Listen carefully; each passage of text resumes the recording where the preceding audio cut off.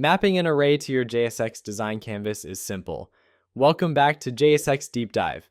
Let me show you how to use array.map to render dynamic contents in JSX Design. Here, I have created a layout with list of items and I want dynamic titles and genres fetched from an array object. I have converted this list item to a custom component. Please note that you can also do array mapping with normal components as well. Now, I have already exported this canvas to my Next.js project. You can export a JSX canvas to any React-based project. You can see that I have imported it here as well, and I have also created an array called movies with a set of items inside.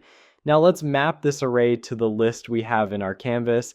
To do so, let's go back to the editor and enable array mapping on the parent div block inside which the list is located.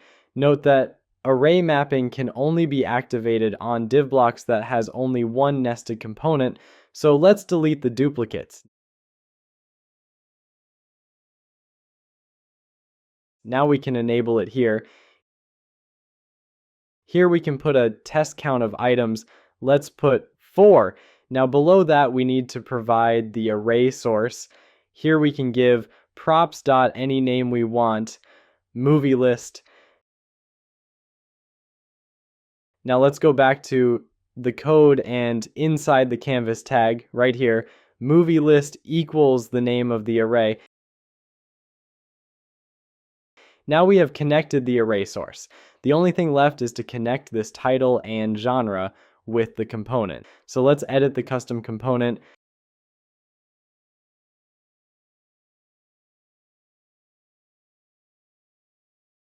Select the title, navigate to the text input under typography, and replace it with inside curly braces props.item.title. The same goes for the genre, props.item.genre. Here, if this was not a custom component, we can simply state item.genre, avoiding props.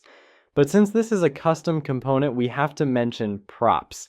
Now you cannot see the fetch data through the editor, but you can see it in your output.